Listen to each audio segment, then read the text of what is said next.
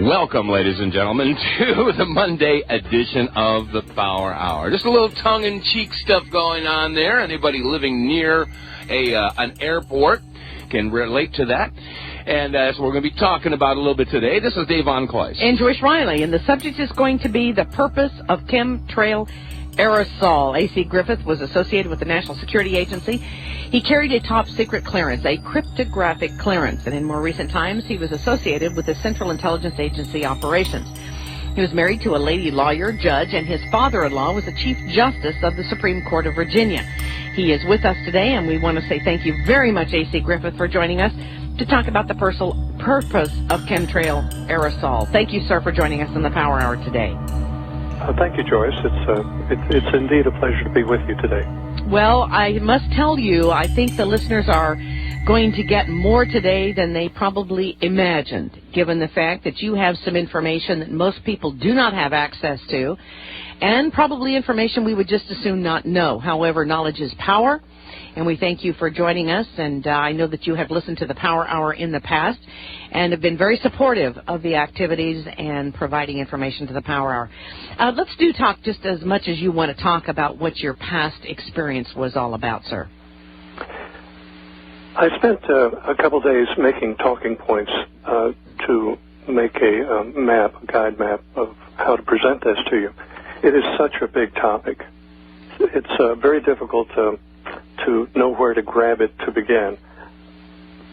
Several years ago, I got a telephone call from Mike Blair at the Spotlight newspaper in Washington, now called the American Free Press. He asked me to help work with him on the story of the white trails coming out of the airplanes. And time has gone by. I guess that was 8 or 9 years ago. We actually got inside the program. We're the only people in the world that actually got inside of that program. When you say you got inside that program, the aerosol program, the chemtrail program, you're talking about information on the inside of this program. I'm talking about actually getting inside the program at Wright-Patterson Air Force Base where it's being managed. Wow. And we actually got into some of the people that were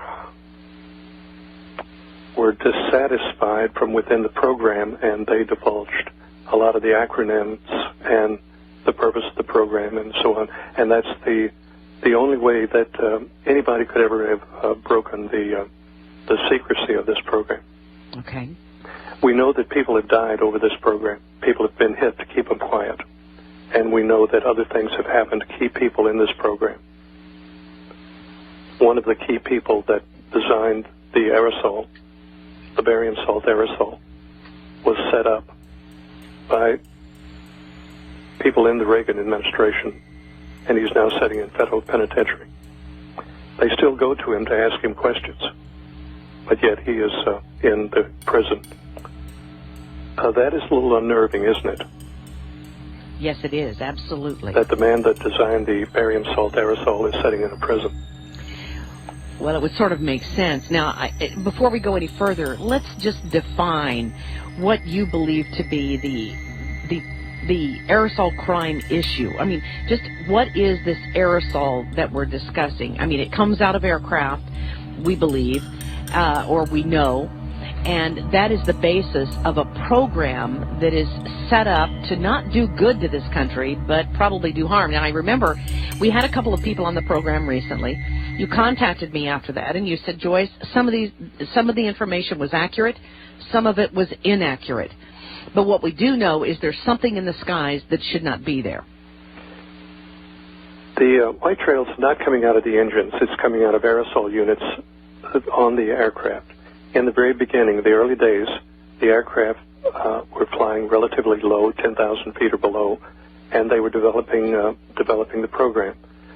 They were mostly contract aircraft, mostly CIA aircraft.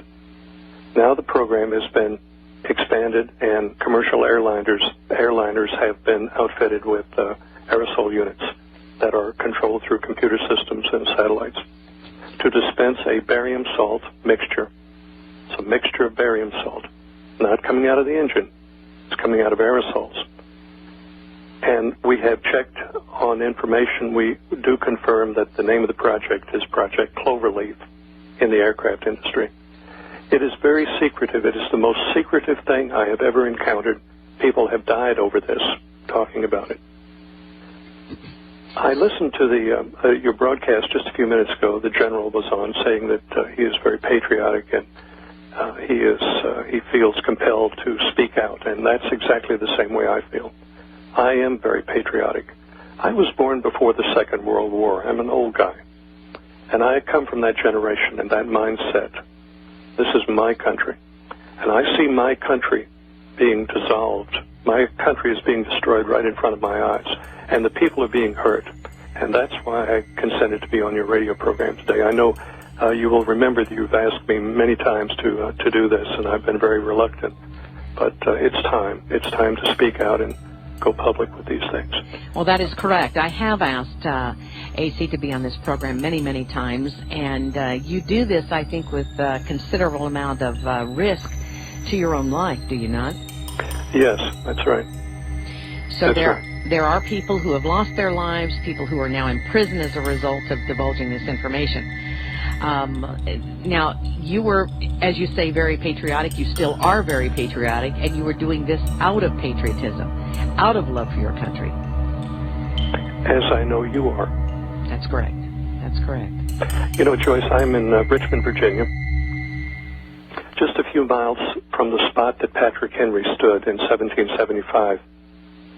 He was talking to Thomas Jefferson, George Washington, George Wythe, and others in St. John's Church. And they were talking about the oppression coming from England at the time. And he was a little put out at them for not deciding a course. And he concluded his speech to them with, "I know not what course others may choose, but as for me, give me liberty or give me death." And I think we're approaching a time like that. Mm-hmm. Don't you? Oh, absolutely. There's no question in my mind.